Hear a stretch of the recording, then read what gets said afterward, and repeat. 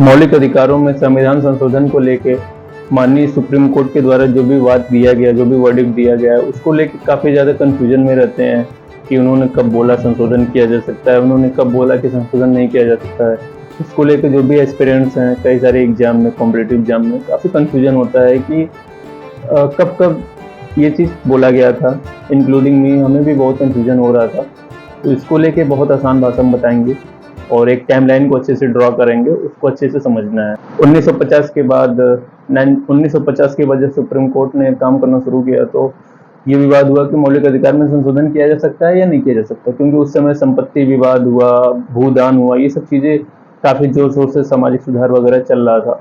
तो इसको लेके पहला जो केस हुआ शंकरी प्रसाद बनाम भारत संघ, इसको लेके माननीय सुप्रीम कोर्ट के द्वारा कहा गया कि भारत जो ये मौलिक अधिकार का संशोधन है अनुच्छेद 368 के द्वारा आर्टिकल 368 के माध्यम से किया जा सकता है।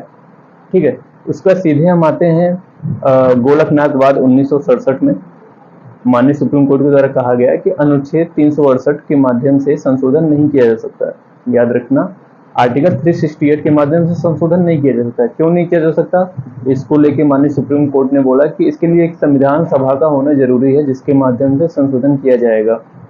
ठीक है, फिर उस समय के सरकार के द्वारा 1971 में 1971 में 24वां संविधान संशोधन हुआ, 24th अमेंडमेंट एक्ट हुआ, जिसके माध्यम से कहा गया कि अनुच्छेद 13 और अनुच्छेद 368 आर्टिकल 368 के माध्यम से मौलिक अधिकार में संशोधन किया जा सकता है।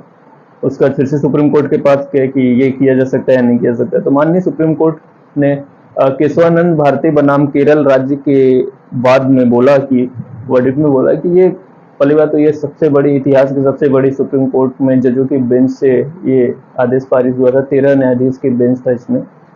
तो इनमें माननीय सुप्रीम कोर्ट के न्यायालय के न्यायाधीशों ने बोला कि हाँ, आर्टिकल 368 के माध्यम से इसमें संशोधन किया जा सकता है, लेकिन मूल ढांचे का इन्होंने एक कॉन्सेप्ट दिया कि मूल ढांचे में परिवर्तन नहीं किया जा सकता है।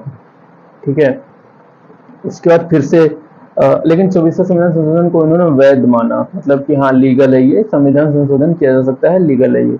उसके बाद फिर से अमेंडमेंट किया गया, 42वां संविधान संशोधन 1976, 42 अमेंडमेंट एक्ट 1976।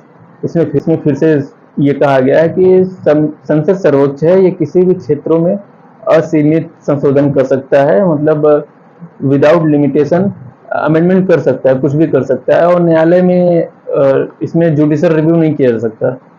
तो इसको लेके मिनर्वा मिल आया। मिनर्वा मिल के एक्ट में मिनर्वा मिल बनाम भारत संघ 1980, हाँ 1980 में हुआ था। इसमें कहा गया कि जो जुडिशियल रिव्यू है, न्यायिक पुनर्विलोकन है, ये बुनियादी ढांचे का अंग है जिसके माध्यम से ये संशोधन किया जा सकता है। तो 42 संविधान संशोधन 1976 में कई सारे सुधार हुए थे, उसमें वो डिटेल में नहीं देखेंगे, पर जो ये न्यायिक पुनर्विलोकन नहीं किया जा सकता, इसको अवैध करार दे दिया गया और इसको मूल ढांचे का सिद्धांत माना गया। बस इतना ही है। उसके बाद इसके बाद जो भी कई सारे जो न्यायाधीश थे, उसका जो भी वाद आया, LIC वाद आया और कई सारे जो भी वाद आया, उसमें माना गया है कि आर्टिकल 368 के माध्यम से मौलिक अधिकारों में संशोधन किया जा सकता है।